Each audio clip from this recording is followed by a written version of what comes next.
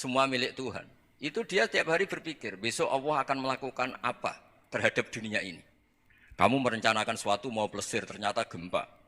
Mau wisata ke Rusia, ternyata perang. Kamu tidak pernah tahu apa yang akan terjadi besok. Wa ma tadri nafsum madza taksibu ghadan. Tapi anda semua kita ini sering punya jadwal permanen. Makanya saya kalau diundang siapa saja, isanu takdir. Yang jelas Gus ini acara penting. Ya masih acara penting nak pangeran ngersakno piye? Kowe ape dadi pangeran? Kamu kok mau jadi Tuhan? Itu kadang ya kiai. Penting Gus acara ini jenengan harus memastikan bisa. Loh kamu itu yang ngajarin tauhid, sesuatu itu biadillah kok bilang-bilang apa pasti. Kalau maksa terus tak tobatkan loh kamu kata saya itu. Ya kalau gitu Gus bilang insya Allah. Wah itu hati saya, fisik saya, roh saya sudah bilang insya Allah. Tidak usah kamu latih kata saya. Nah hal-hal tauhid keseharian itu gampang sebetulnya. Wal ghafil yaqulu madza af'al. Tapi orang yang lupa Allah dia setiap hari bilang besok apa? Kita bisa melakukan apa? Seakan-akan dia itu aktor, dia penting, dia subjek permanen, dia. Padahal kita ini hanya objek kehendak Allah Subhanahu wa taala. Karena kita yakin sesuatu yang terjadi di alam raya ini kita tidak bisa apa-apa. Makanya saya sering ngaji, sering bilang saya. Ketika Anda mensifati Allah, dia yang menghidupkan. Sudah itu tanamkan, jika ketika kita mati, santai saja. Kenapa santai? Allah punya cara menghidupkan kita. Zaman kita hidup juga gak tahu caranya ngelola jantung, ngelola paru-paru. Kamu juga gak tahu ngelola oksigen yang tidak beracun, tidak mengandung polusi. Tahu-tahu hidup. Gak ingin tua ya tahu-tahu tua, gak ingin mati tahu-tahu mati. Selama ini kita hidup juga gak tahu apa sebetulnya. Hanya gaya tok, punya jadwal, punya planning. Kalau kamu bisa menentukan pilihan Anda, pasti Anda istrinya cantik, 4 neriman semua, kona'ah semua. Nyatanya enggak kan? Ada 1 jelek, cerewet.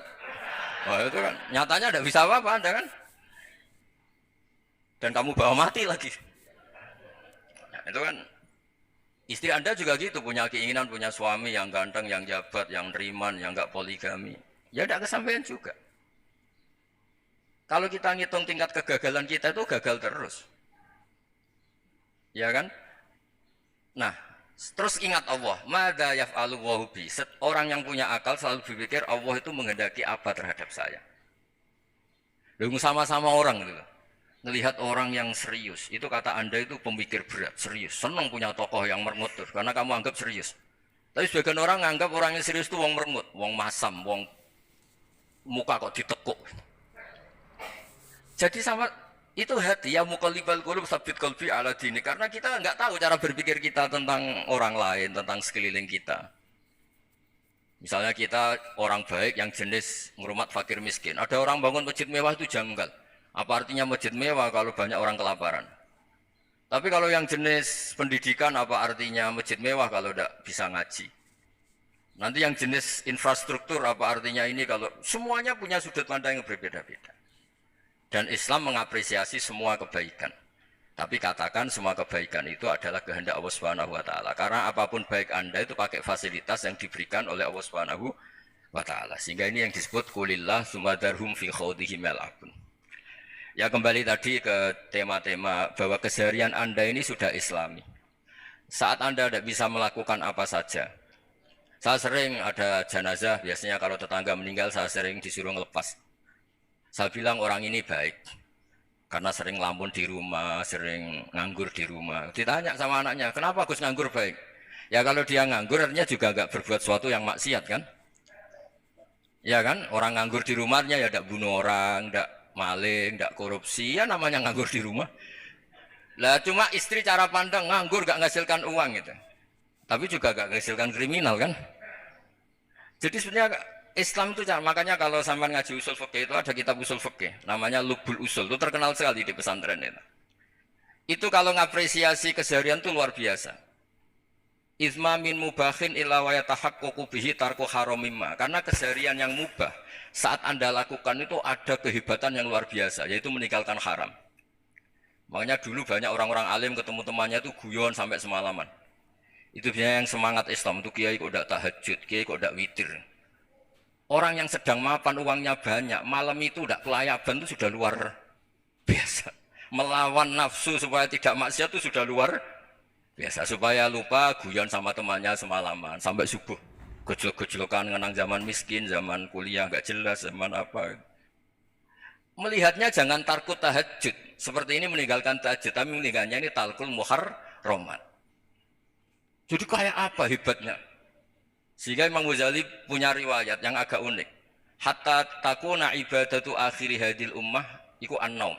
Sehingga suatu saat ibadah terbaik umat ini itu tidur. Itu kan riwayat kontroversi. Ketika Imam Ghazali tanya, kenapa iya?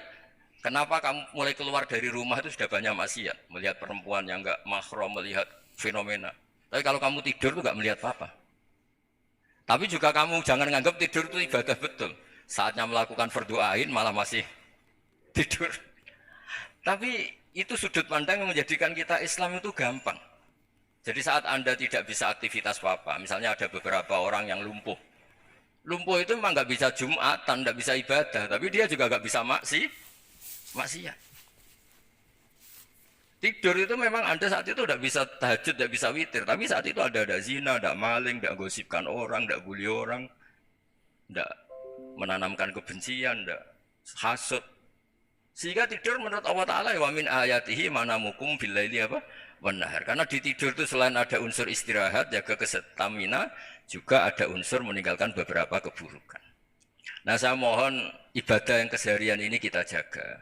Supaya kita semua baca ayat itu fasih. Fasih itu tertanam di hati. Allah itu siapa? Alladzi at'amahum min ju'in wa amanahum min khauf. Dan Allah kalau cerita di Quran itu anna subabnal ma'a subba thumma syaqaqnal ardhan wa syaqqa fa'ambatna fiha habba wa inaba wa qadba wa zaituna wa nakhla wa hada'iqa hulba. Kamu tahu saya ini siapa kata Allah? Saya ini adalah Tuhan yang menurunkan air, kemudian ada tanaman banyak. Habba wa inaba wa qadba, ada zaitun, ada tin, kalau orang Jawa mungkin ada tela, ada padi, ada mangga, ada pisang. Sudah. Wa inaba wa zaituna wa nakhla wa hada'iqa hulba, ada perkebunan yang lebat. Tujuannya apa? Mata Allahkum, silahkan kamu pakai, kamu nikmati. Tapi karena kadang kita ini punya ide-ide besar. Tadi untuk syukur saja nunggu punya istri riman, rumah baik, tetangga baik, komunitas baik, semuanya baik baru syukur.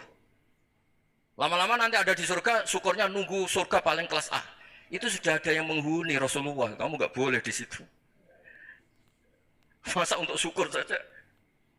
Repotnya Masya Allah. Jadi mohonlah Quran yang kalau Anda hafalkan juz sama itu kan ada ayat-ayat yang kayak tadi. Ya, fal yang dzuril insanu ila ta'ami. Coba lihat apa yang kamu makan ya, dari mana? Dan untuk mempertahankan hidup kamu keseharian. Jadi jangan kira ibadah itu harus membentuk komunitas yang versi Anda.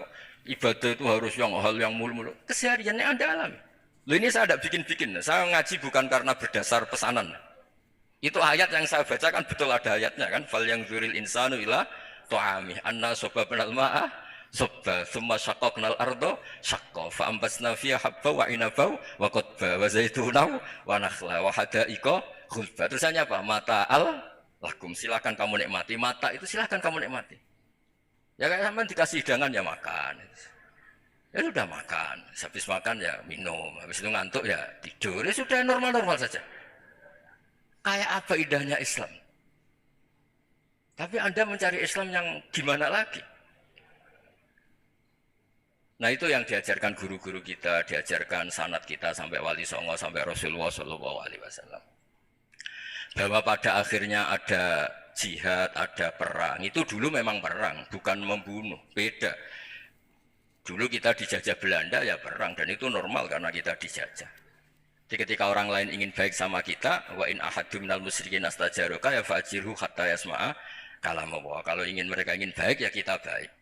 Makanya ada istilah mustakman, mu'ahad. Kalau mereka ingin damai, berdampingan dengan kemajmukan ya itu yang lebih baik. Karena memang Islam menghormati proses perdamaian. Wa in janahu lis-salmi ya fajnah lah. Kalau ingin damai ya kita harus damai. Jadi andai kan dulu Belanda datang ke Indonesia kok minta besanan gitu. Ya mungkin kita juga senang karena memperbaiki hidung kan kalau kita besanan gitu. Nah tapi wong jajah dulu itu kan masalah kan? Apa? Masalah kan? Jadi saya mohon ya, jadi apa ya, saya tadi minta sama Bapak Kadensus kemarin juga pernah main ke saya. Jangan sering ketemu. Saya ini sudah uzlah, saya ini sudah mau daftar jadi resi. Saya itu kemarin di muktamar juga agak datang, acara di Jogja juga sudah. Karena memang keluarga saya dulu itu bahasa ya, bapaknya bapak saya itu nggak keluar rumah itu puluhan tahun. Memang punya adat uzlah. Ya makanya ngaji saya ngaji aja yang gampang-gampang aja, yang nggak orderan dan nggak pesenan ngaji aja yang gampang. Saya ikhlas, yakin betul saya ikhlas. Ikhlas itu menurut saya itu roh. Orang nggak ikhlas itu menurut saya itu orang aneh. Ikhlas itu gampang, sudah saya bilang. Kalau kamu yakin ilmu itu milik Allah, ngasihkan juga ikhlas itu milik Allah. Apa sih yang kamu punyai sehingga kamu udah ikhlas? Uang milik Allah, energi kita milik Allah, bumi milik Allah. Kemudian kamu merasa memiliki. Merasa memiliki itu kalau dalam ilmu tasawuf sudah kesalahan kan. Bagaimana Anda punya? Coba tahu-tahu tanah itu kok milik Anda. Karena saya beli, Gus. Saya beli dari orang, dari Zaid. Padahal yang asli punya itu Allah. Apa benar kamu pernah beli sama Allah? Zaid ini pemilik nisbi, pemilik yang enggak sebenarnya kan. Ya enggak? Yang benar-benar pemilik itu Allah. Kok kamu ngerasa itu bumi kamu itu atas nama apa? Coba. Milik kan harus beli atau dikasih. Enggak semua kan? Nah, makanya terus famshu fi manakibiha, dan Allah menyebutnya, sudah saya ini yang menciptakan bumi. Walladzi ja'ala lakumul arda dalulan. Dan Allah menyebutnya sederhana, famshu fi manakibiha, silakan jalan-jalan. Terusannya apa? Wa kulu mirizki, silakan makan-makan. Jadi Islam itu yes.